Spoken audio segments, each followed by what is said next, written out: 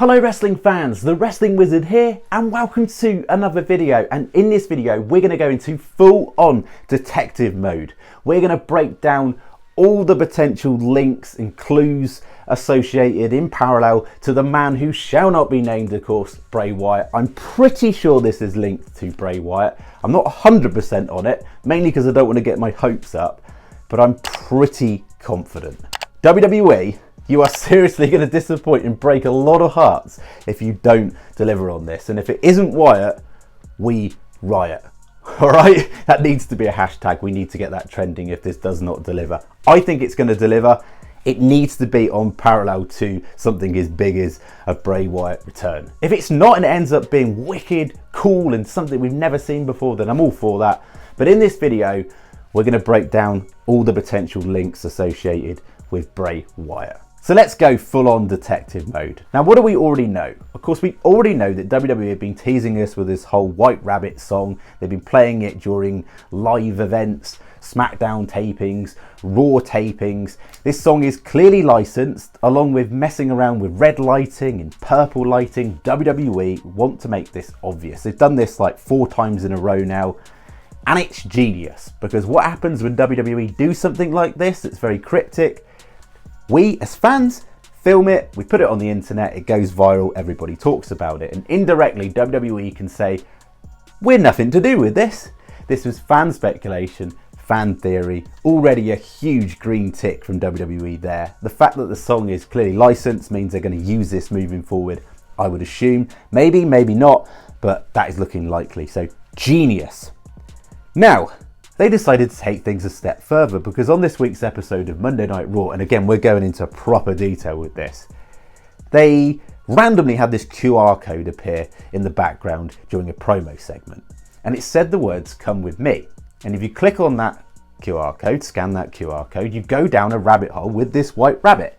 And I thought that was a great parallel to Alice in Wonderland. If you haven't watched Alice in Wonderland, that is how the film starts. Alice, the main character, talks to a white rabbit who is anxious about time. Again, parallels to potentially Bray Wyatt with time, or maybe even Karrion Kross. And then she goes down a rabbit hole into this weird wonderland. Now, is that wonderland potentially a link to WWE being the creative wonderland for someone like Bray Wyatt to spread his wings? Because throughout Alice in Wonderland, you don't know what's fact and you don't know what's fiction. You don't know if this is all in Alice's head, if this is something Bray Wyatt is cooking up, there's all in his head that's going to potentially lead us down a rabbit hole. Like, we don't know. Like, we really don't know with Bray Wyatt. There's so many questions that haven't been answered that down the line he may well be answering. So we go into this game, Feed Your Head game. It's clearly a game of Hangman, and the white rabbit plays the game and spells out, interestingly enough, the words demon. Quite clever from WWE, because they want to throw us off the scent. They want us to think about another superstar, and that superstar clearly being Finn Balor. I don't think in any way this is associated with Finn Balor. For one, Balor's on Raw, and also he's part of a dominant heel faction at the moment. Why would you out of nowhere spice up that character? It makes no sense. You don't really need to change the Finn Balor character at the moment. It's kind of working. I think he's doing some great work with the Judgment Day. So that then leads us down another rabbit hole, no pun intended, where you have this hourglass in the corner. Now, yes, there's a red circle, and we'll get into that in a moment, but the hourglass you associate with Karrion Kross. TikTok, that's his phrase. The White Rabbit you could link to Karrion Kross as well through his moniker, the White Rabbit, during his time in Lucha Underground. We mentioned this in our previous video.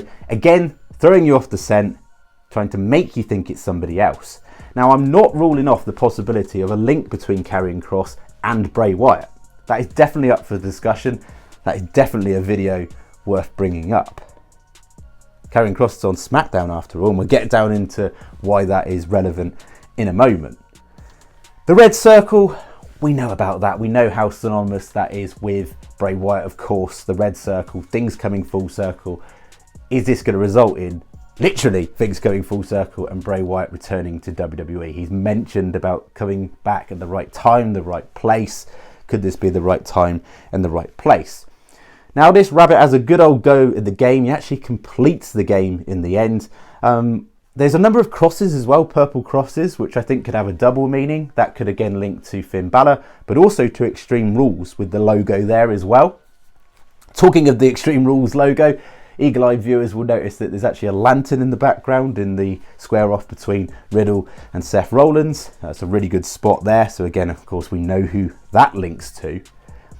And there's this eerie feel. When you even complete the game, it spells out the words "you did," which is the correct answer, in a font that's very similar to something Bray Wyatt has used in merchandise and also during his entrance presentation as well. 6 dots. Many people have mentioned the fact that it's obviously 6 dots there, so that could link to Wyatt 6 potentially. And I'm not claiming credit for this, but after you complete the game, it comes up with a date, seemingly, and a time. 9:23, 29th of the 9th, we would say over here in England. I know it's the other way around in the States. In white, and then it flickers to the time 9:23 in blue.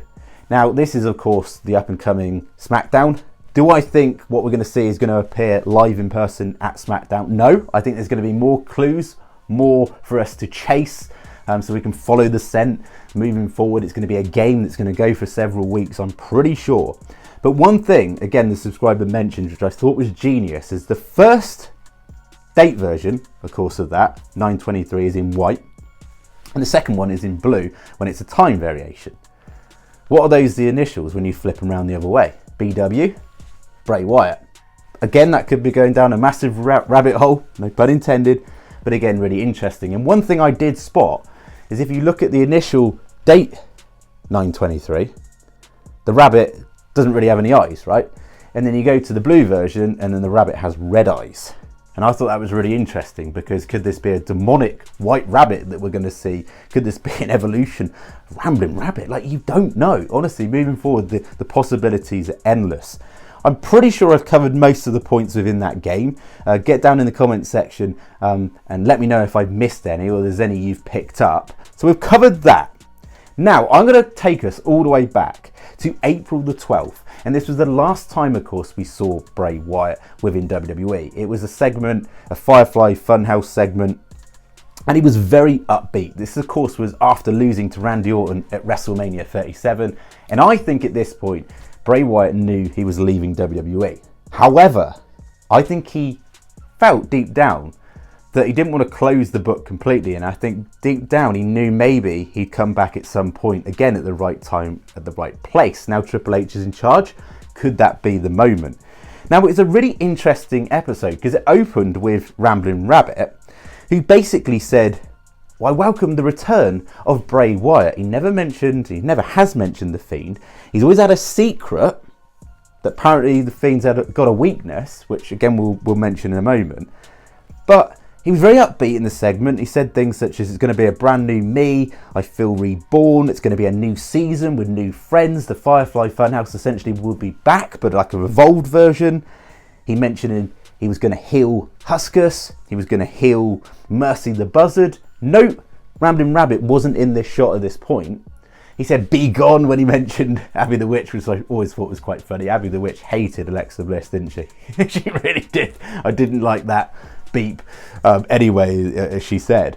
But he made it very clear that he will return at some point. Now, at this point, what I took from it, really, watching it back now, more recently, what we know now, I think Bray knew this was temporarily maybe going to be the end of the Fiend, and we're going to see a new incarnation, which could link, of course, to Wyatt 6, and this could be what's coming. Could this be a demonic version of Rambling Rabbit? Honestly, like, it lines up, doesn't it? The rabbit, the fact that he said that the Firefly Fun House would be back when he returns. He obviously never knew at that time when it was going to be, but what if that time is now?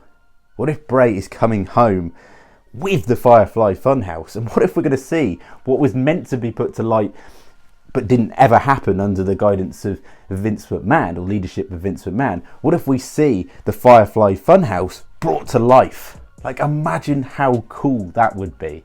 Live performers playing Huskus, Mercy the Buzzard, and Rambling Rabbit. That'd be so cool. And you notice as well the amount of times that Rambling Rabbit's head was like battered. like off with his head. Potentially again another link to Alice in Wonderland, because the villain in Alice in Wonderland, one of the villains, the Queen of Hearts, that was our iconic phrase, off with her head. In the Abby the Witch, back in the Mad Hatter's Tea Party Firefly Fun House segment, literally said off with her head. Again, that's a reference to Queen of Hearts.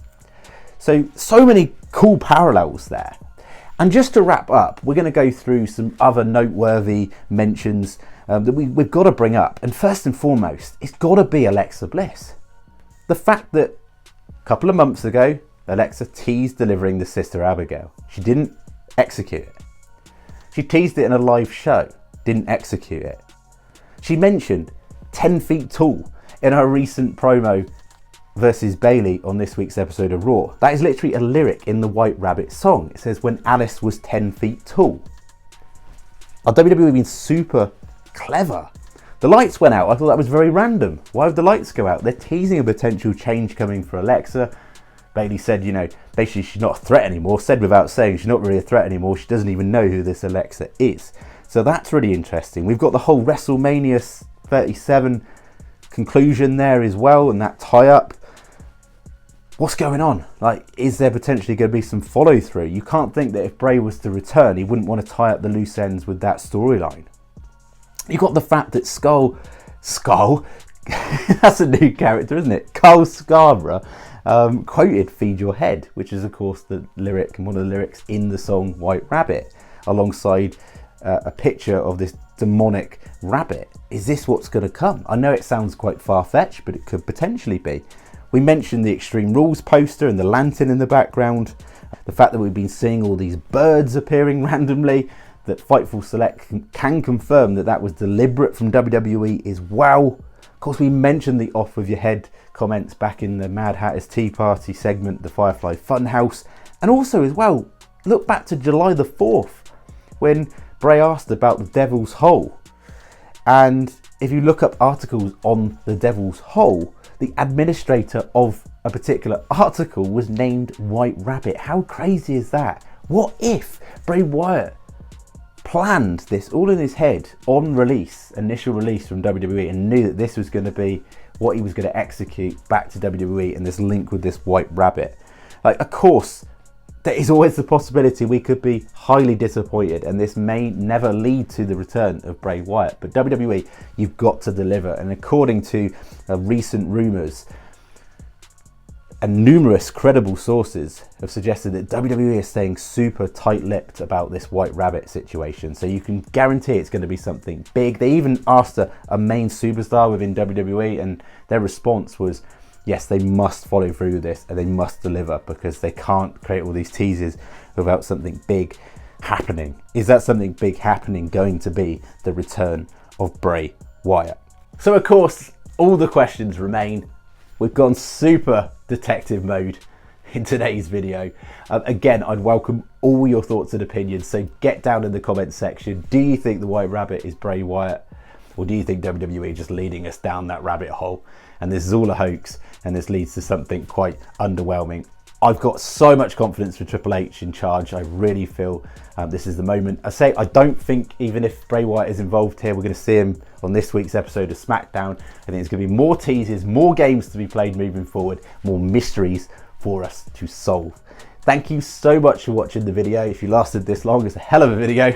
I'd be really appreciative if you could like this video, share this video, and even better, subscribe if you're new, and we'll see you in another video.